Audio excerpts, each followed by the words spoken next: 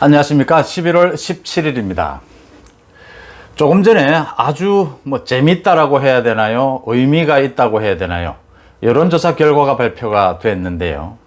윤석열을 야권 전체의 대표 주자, 대선 주자로 꼽고 여권에 이낙연, 이재명 각자 1대1로 가상 대결을 붙여봤습니다. 대통령 선거에서 윤석열, 이낙연, 윤석열, 이재명 이렇게 가상 대결을 붙여봤습니다. 그런데 여론조사 결과 박빙의 승부, 오차범위내 박빙의 승부라는 결과가 나왔습니다.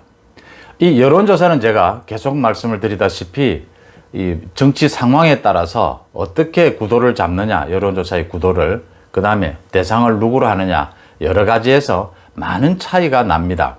중요한 것은 그 여론조사의 결과를 보고 어떤 트렌드, 어떤 경향을 읽어내고 어떻게 해석하느냐의 문제가 중요합니다. 일단 이 여론조사 결과를 먼저 좀 소개를 해드리고요. 저도 윤석열 현상이 나오고 난 뒤에 이런 여론조사를 하게 되면 어떤 결과가 나올까라는 게 굉장히 궁금했기 때문에 이 여론조사를 먼저 소개를 해드립니다. 아시아경제라는 신문과 위인지 코리아 컨설팅이라는 여론조사 기관에서 조사를 한 겁니다. 지난 15일, 16일 전국에서 만 18세 이상 1000명을 대상으로 전화조사를 했는데 안심전화번호를 딴 것입니다. 안심전화번호를 딴 것이기 때문에 좀 여론조사의 신뢰도는 높아지고요. 그런데 또 하나 봐야 될 것은 위인지 코리아 컨설팅은 민주당 쪽 사람이 운영하는 회사입니다. 그 부분도 좀 참고를 또 해야 될 부분이 있고요. 그래서 이 여론조사 결과를 보면 다양하게 봐야 됩니다. 지금 국내에 여론조사 기관이 여러 개가 있는데 사실은 좀 여권 쪽, 야권 쪽 이렇게 나뉘어져 있는 편입니다. 어느 정도. 그걸 아는 분은 다 알고, 또 위인지 코리아 컨설팅이 민주당 계열의 사람이 운영하는 회사라는 걸 이미 또 이런 것들을 다 알아요.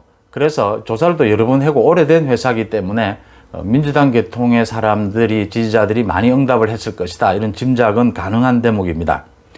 조사 결과는요, 자, 대선이 열리면 차기 대선에 누구를 지지하겠느냐라는 겁니다. 이재명과 윤석열을 넣었습니다. 그러니까 이재명 42.6, 윤석열 41.9입니다. 0.7% 차이입니다. 차이랄 것도 없고요. 그 다음 이낙연과 윤석열을 넣었습니다. 그러니까 윤석열 42.5, 이낙연 42.3, 0.2% 차이입니다. 지금 이 결과대로라면 완전히 박빙의 승부라는 이야기입니다.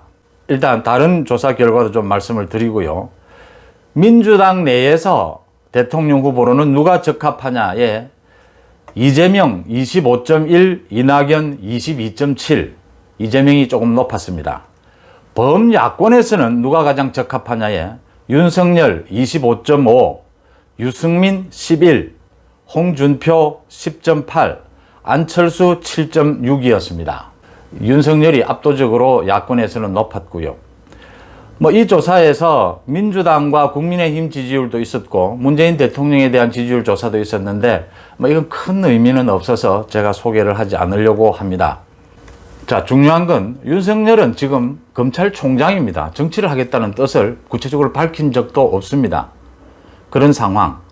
그 다음 지금 윤석열 현상 때문에 가장 괴로운 것은 뭐니 해도 야권입니다. 야당들이죠. 이 야당을 오히려 더, 야당이 윤석열 현상에 눌려서 지금 길을 펴지 못하고 앞으로 전략을 펴지도 못하는 상황입니다. 그런 것들을 의도한 조사 아니냐라는 생각도 들고요. 또 지금 집권 문재인 정부에서는 문재인이 정치적 중립을 지키지 않고 있다, 정치인으로 행세하고 있다, 윤석열에게 정치인이라고 하는 이 포장을 덮어씌우는 이런 결과가 나올 것인데 이런 조사에는 그런 의미가 있는 것 아니냐, 의도가 있는 것 아니냐, 이런 생각도 해볼 수 있습니다. 또 야권 전체에 지금 윤석열이 야권 전체를 대표하는 후보가 될 수 있느냐, 이런 많은 변수들이 남아 있습니다. 이 조사 자체예요. 그렇지만 중요한 것은 여기에서 우리가 봐야 될 의미를 찝어내는 것, 정치적 의미를 해석해내는 그 부분이라고 봅니다. 그런 점에서 굉장히 흥미있는 여론조사 결과였다, 이렇게 봅니다. 또 오늘 오전에 윤석열 현상에 관련되는 중요한 기자회견이 있었습니다. 민주당의 이낙연 대표가 관훈 토론회에 나와서 처음으로 윤석열과 추미애에 대해서 비교해서 응답을 했습니다. 이 얘기입니다. 윤석열은 공직자로서 처신에 문제가 있다. 추미애는 공직자로서 스타일에 문제가 있다. 추미애는 그 지금 성격이나 언행이 문제가 있다는 거고, 윤석열은 검찰의 정치적 중립을 지키고 있느냐라는 부분입니다. 그래서 이낙연이 윤석열을 향해서 정치적 중립을 지킬 수 없다면, 그런 정치적 중립에 처신을 할 수 없다면 자기의 진퇴를 선택해야 한다, 사퇴해야 된다, 이 얘기를 했습니다. 여기에 답변처럼 윤석열이 오늘 또 오랜만에 검찰에 대해서, 국민에 대해서 자신의 생각에 메시지를 내놓았습니다. 소위 갑질 폭행을 한 사건을 수사하고 있는 검사 6명과 오찬을 하면서, 갑질은 이런 것들입니다. 경비원에게 갑질을 해서 그 경비원이 숨진 사건, 또 채용 과정에서 업무상 위력을 내세워서 성추행한 사건, 또 부당 노동 행위에서 갑질을 한 사건, 이런 사건들을 수사하고 있는 검사들을 만난 자리에서 윤석열이 우월한 지위를 부당하게 남용하는 이 같은 범죄에 대해서 우리 검찰이 적극적으로 대응해야 한다. 검찰이 할 일은 사회적 약자를 보호하고 공정한 형사법을 집행하는 것이 검찰에게 가장 중요한 책무다, 이런 이야기를 했습니다. 이게 무슨 얘기냐면요, 윤석열이 그동안 이야기하는 검찰개혁의 방향입니다. 윤석열이 지난번에는 검찰의 주인은 국민이다, 국민의 권익을 보호하는 것이 검찰개혁이다, 그러니까 권력형 비리에 대해서는 더 엄단하는 것이 검찰의 중립이고 검찰개혁의 방향이어야 한다 까지 얘기를 했습니다. 그 다음 얘기가 이 얘기입니다. 검찰개혁의 진정한 방향은 약한 국민들, 정말 일반적인 국민들을 보호하는 것이 검찰개혁의 방향이어야 한다.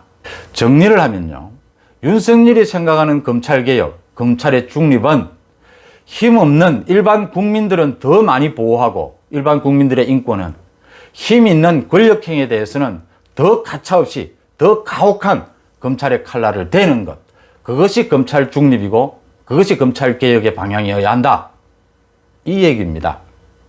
그래서 이낙연 대표가 이야기한 윤석열 총장이 정치적 중립을 지키기 어렵다면 사퇴하라 라는 얘기에 윤석열은 대답한 겁니다. 나는 지금 정치적 중립을 지키고 있다.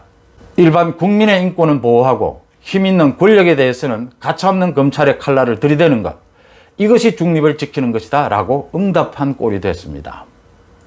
이낙연이 윤석열이 검찰총장으로서 정치적 중립을 지키지 못하고 있다는 대표적인 예로 든 것이 원전 수사입니다. 이낙연은 원전 수사를 하는 것이 정권 흔들기고 윤석열이 검찰의 정치적 중립을 지키지 않는 행동이라고 했습니다. 아니죠.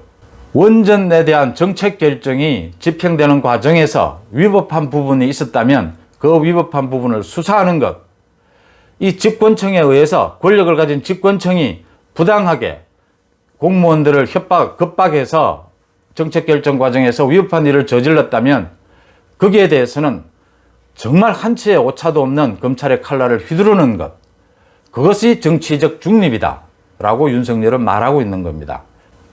다시 돌아갔어요. 윤석열이 많은 이번 여론조사에 그 여러 가지 변수, 여러 가지 생각해야 될 점 있겠지만, 윤석열이 야권의 대표주자가 된다면 지금 여권의 대표주자로 나와 있는 이재명, 이낙연과 맞붙었을 때 박빙의 승부를 보인다. 아직 정치의 뜻을 밝히지도 않았고 현 검찰총장이 이 현상을 어떻게 봐야 하느냐, 윤석열 현상의 정점이 아니냐라고 보입니다. 야권에 지금 국민의힘이나 국민의당이 있죠. 윤석열 현상을 스스로 뚫고 나올 힘이 있느냐라는 부분도 생각할 수 있는 대목입니다. 윤석열 현상을 어떤 형태로든지 극복하지 못한다면 야권에는 희망이 없다. 윤석열 현상을 어떤 형태로라도 대응하지 못한다면 여권에도 앞으로 희망이 없어질지 모른다라고 하는 현상을 읽어낼 수 있다, 이렇게 봅니다. 여러분들 생각이 어떠신지도 듣고 싶습니다. 고맙습니다.